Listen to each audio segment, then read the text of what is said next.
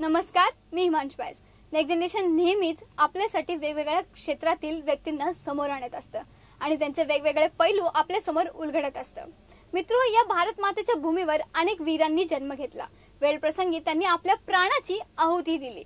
मग त्यात इतिहासातील क्रांतिकारक असतील, सीमेवर लढणारे सैनिक असतील किंवा सामान्य नागरिकांचं जीवन सुरळीत चालावं त्यांच्यासाठी झुंजणारे पोलीस असतील। पोलीस म्हणलं की सामान्य नागरिकांच्या मनात धडकी भरते। अशीच ही धडकी आणि भीती एका व्यक्तीने खऱ्या अर्थाने संपवली आहे। तर अशाच निधड्या छातीच्या व्यक्तीला आज आपण भेटणार आहोत, ज्या व्यक्तीच्या नावावर 19 एन्काउंटर आहेत, 400हून अधिक पुरस्कार व सन्मान आहेत। तरुणांमध्ये ही व्यक्ती रियल सिंगम म्हणून प्रसिद्ध आहे। ती व्यक्ती म्हणजे एटीएसचे पुणे विभागाचे प्रमुख भानुप्रताप बर्गे। चला तर मग पाहूयात आमच्या प्रतिनिधी दीपक पाठक यांनी भानुप्रताप बर्गे यांच्याशी साधलेला दिलखुलास संवाद।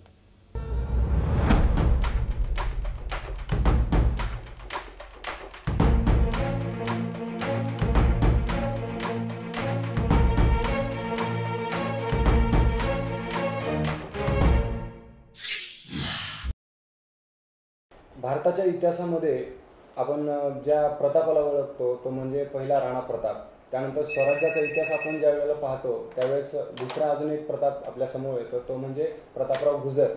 आणि महाराष्ट्र इतिहासामध्ये ज्या प्रतापाचं नाव आदराने घेतलं जातं असे म्हणजे भानुप्रताप बर्गे सर आज आपल्यासोबत आहेत। आज आपण त्यांच्याशी संवाद साधणार आहोत। होमटाऊन त्यांचं सातारा आहे। सातारापासून पहिली पोस्टिंग त्यांची डोंगरी या ठिकाणी झाली। सातारा ते डोंगरी हा सर प्रवास कशा प्रकारचा आहे आणि कशा प्रकारे आपण वाटचाल केली? सर्वात प्रथम नेक्स्ट जनरेशनचे मी आभार मानतो या ठिकाणी की आपण जो माझा या ठिकाणी उल्लेख केलेला आहे आणि पुणेकरांच्या बरोबर मला ही संधी आपण उपलब्ध करून दिलेली एक संवाद साधायची, त्याबद्दल मी आपले पूर्ण टीमचे या ठिकाणी प्रथमतः आभार मानतो। दुसरी गोष्ट आहे की आपण फार थोर व्यक्तींची या ठिकाणी आत्ताच नावं घेतलेली आहेत आणि मी त्यांच्या म्हणजे अगदी त्यांचं जर कार्य सिंहाचं असेल तर माझा या ठिकाणी खारीचा वाटा असेल, अशा पद्धतीने मी हे काम करत आहे।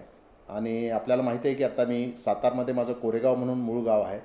कोरेगावला माझा जन्म झाल्यानंतर माझं शालेय शिक्षण पुणे शहरामध्ये तसंच पुण्याचे जिल्ह्याच्या वेगवेगळ्या भागामध्ये झालेलं आहे। आणि हे शिक्षण झालेलं असताना महाविद्यालयामध्ये मी फर्ग्युसन कॉलेजमध्ये शिकलेलो आहे। फर्ग्युसन कॉलेजमधनं मी आर्ट्समध्ये ग्रॅज्युएशन केल्यानंतर 1983ला पासआउट झालं। 1 वर्ष मी MBAसाठी प्रवेश घेतला। MBAचं शिक्षण चालू असतानाच माझं MPSCद्वारा सिलेक्शन झालं, PSI म्हणून सिलेक्शन झालं माझं। आणि मग त्यानंतर 1 वर्ष मी नाशिक या ठिकाणी ट्रेनिंग केलेलं होतं। ट्रेनिंग पूर्ण केल्यानंतर ट्रेनिंगमध्ये सुद्धा मला खूप चांगल्या संधी मिळाल्या। त्या ठिकाणी मला फर्स्ट प्राईज जे रिव्हॉल्वर शूटिंगचं जे प्राईज मिळालं होतं ते मला मिळालेलं होतं। त्यानंतर ट्रेनिंग संपल्यानंतर पहिलं माझं पोस्टिंग जे 1986मध्ये झालं ते डोंगरी पोलीस स्टेशन या ठिकाणी झालं। डोंगरी हा बहुतेकांना सगळ्या भारतात राहणाऱ्या व्यक्तीला डोंगरी हा भाग माहिती आहे। डोंगरी हे जवळजवळ त्या ठिकाणी 96% पर्यंतचे मुस्लिम लोक राहतात, मग राहिलेले 4% त्या ठिकाणी मिश्र वस्ती आहे।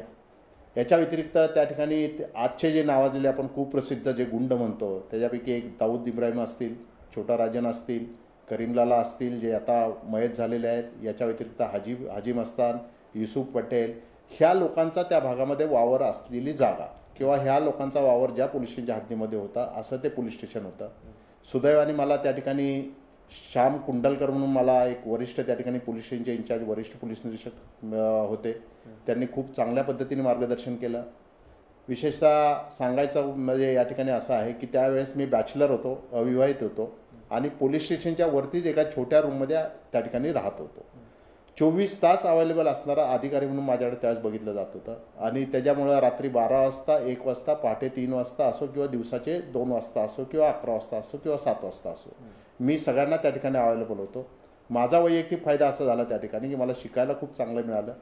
कष्ट करावं लागले थोड्या प्रारंभीच्या काळामध्ये, पण शिकवणारे चांगले मिळाले आणि शिकायला सुद्धा खूप चांगलं मिळालं। आपण पुण्याविषयी आता ज्यावेळेस पाहतो म्हणजे जर्मन बेकरीतला बॉम्बस्फोट असू देत किंवा जनरली महाराज रोडवरती बॉम्बस्फोट झाले, फरासखान्याचा बॉम्बस्फोट झाले, या सर्व घटनांनंतर पुणे हे दहशतवाद्यांच्या हिटलिस्टवर असल्याचं समोर आलं आहे। आता ATSचे तुम्ही प्रमुख आहात, पुण्यामध्ये आहात, तर आपली कशा प्रकारे आता तयारी आहे किंवा त्या बॉम्बस्फोट नंतर आपण काय कशा प्रकारे प्रिकॉशन्स घेतलेले आहेत? आत्ता यामध्ये मुख्यतः आपण एक लक्षात घ्या की महाराष्ट्र एटीचे प्रमुख म्हणून श्री विवेक फणसळकर साहेब आहेत. त्यानंतर सेकंड इन कमांड जे आहे महाराष्ट्र एटीचं श्री निकेत कौशिक साहेब आहेत. आणि मी पश्चिम महाराष्ट्राचं या ठिकाणी जे सातारा, सांगली, कोल्हापूर, सोलापूर आणि पुणे ह्या भागाचा प्रभारीपद माझ्याकडे आहे. आता आपण जो उल्लेख केला की जर्मन बेकरी ब्लास्ट असेल किंवा जंगली महाराज ब्लास्ट असेल किंवा फरसखाना पोलीस स्टेशनच्या आवारात ब्लास्ट झालेला असेल, हे ब्लास्ट आपल्याकडं नो डाऊट झालेले आहेत आणि ह्यामध्ये दहशतवादांचा, अतिरेक्याचा हात आहे हे पण आपण निश्चितपणे सांगू शकतो. पण जगामध्ये आत्ता आपण जर कुठलीही गोष्ट बघितलं की आपले प्राईम मिनिस्टर वेगवेगळ्या देशांमध्ये व्हिजिटसाठी जातात, त्यावेळेस सगळ्यात जर मोठा कुठला टॉपिक बोलण्याचा असेल किंवा पहिली चर्चा जर कशावरती होत असेल तर ती दहशतवादाच्या संदर्भात आहे. आपण असं म्हणू शकत नाही की फक्त पुणा हे टार्गेट आहे, तर जगामध्येच हा दहशतवादाचा धोका खूप मोठ्या प्रमाणात वाढलेला आहे. त्याच्यामध्ये पर्टिक्युलरली पूर्वी तालिबान होतं, त्यानंतर अल-कायदा आलं, अल-कायदा गेल्यानंतर त्यानंतर आपल्याकडे इंडियन मुजाहिदीन आलं, त्यानंतर लष्कर-ए-तैयबा आलं, हुजी आलं. अशा वेगवेगळ्या संघटनांच्या माध्यमातून, वेगवेगळ्या संघटनांच्या नावाखाली शेवटी ते टेररिस्टच असतात, दहशतवादीच असतात. आणि आता जर आपण बघितला की हॉट टॉपिक जर कुठला असेल टेररिझममधला तो इसिस हा समजला जातो. अशा ह्या सर्व टेररिझमच्या पार्श्वभूमीवरती आपण एक गोष्ट लक्षात ठेवली पाहिजे की हे जे टेररिझम आहे हा टेररिझम मोठ्या प्रमाणामध्ये सर्व जगामध्ये वाढत चाललेला आहे. त्यामध्ये पुन्हासुद्धा अपवाद नाही आहे.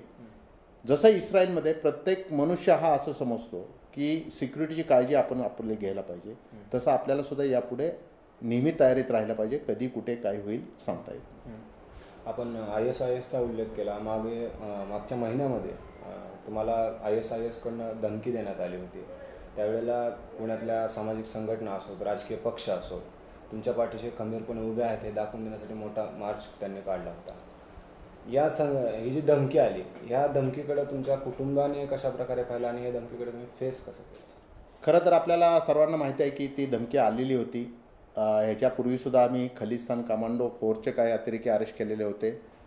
त्या अतिरेक्यांच्या विरुद्ध आम्ही कारवाई केलेल्या होत्या. याच्या व्यतिरिक्त आपण LTTच्या द्वारे त्या ठिकाणी LTTच्या अतिरेक्यांच्या विरुद्ध आपण कारवाई केलेली होती.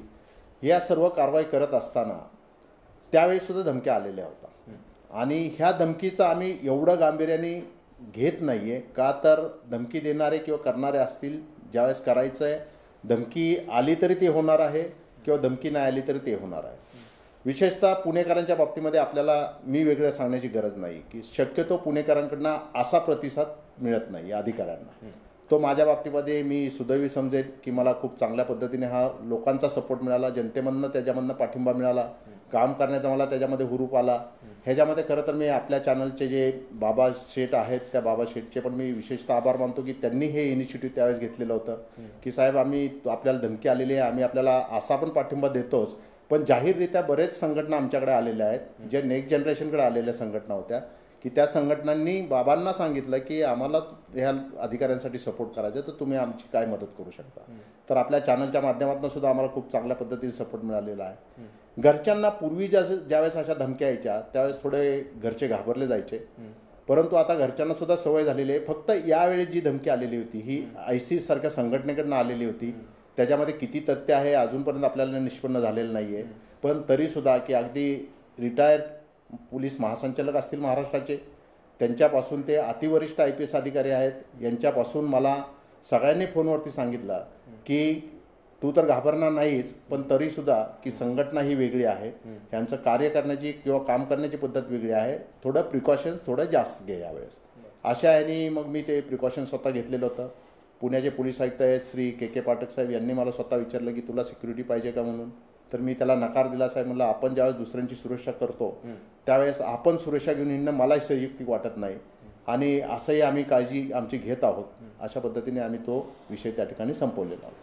ISIS बद्दल आपण आता बोलत आहोत. मागच्या 2 महिन्याखाली एक पुण्यातली विद्यार्थिनी ISISच्या कॉन्टॅक्टमध्ये असल्याचं समोर आलं होतं. तर सुशिक्षित तरुणांमध्ये जनरली आपण पाहतोय की ISISचा ओढा आहे आणि ही जी पुण्यामधून जी केस आली त्या मुलीचं काउन्सिलिंग आपण कसं केलं आणि ही केस हँडल कशी केली? आता मुख्यतः काही इन्फॉर्मेशन आपल्याकडे सेंट्रल एजन्सीजद्वारे आलेल्या होत्या. त्या एजन्सीजद्वारे आलेल्या इन्फॉर्मेशनवरती आपण जवळजवळ 1.5 ते 2 महिने काम करत होतो. हे काम करत असताना आपल्याला असं जाणवलं की पुण्यातील एक मुलगी जी ह्यांच्या संपर्कात आलेली आहे.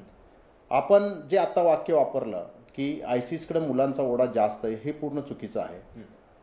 ओढा हा कुणाचाच नाही आहे, परंतु काही लोकांना आपल्या जाळ्यात ओढून त्यांचं ब्रेन वॉशिंग करण्याचा काही प्रयत्न केला जात आहे आणि त्याच्यासाठी सोशल मीडियाचा मोठ्या प्रमाणात वापर केला जात आहे. सोशल मीडियाचा वापर करत असताना त्यामध्ये मग काही मुलांना किंवा मुलींना त्याच्यामध्ये अट्रॅक्शन झालेलं किंवा त्या ठिकाणी अट्रॅक्ट झालेलं आपल्याला दिसून येतं. ह्या मुलीला ज्यावेळेस आम्ही चौकशीसाठी बोलवण्यात आलं तर प्रथमतः आम्ही एक सुद्धा शब्द जो आहे तो तिच्या घरच्यांच्या व्यतिरिक्त तिला एकटीला आम्ही कुठलाही शब्द विचारला नाही. ज्यावेळेस तिला विचारायला सुरुवात केली त्यावेळेस तिने पहिल्यांदा एकतर त्याला नकार दिला, जे काय आम्ही विचारत होतो.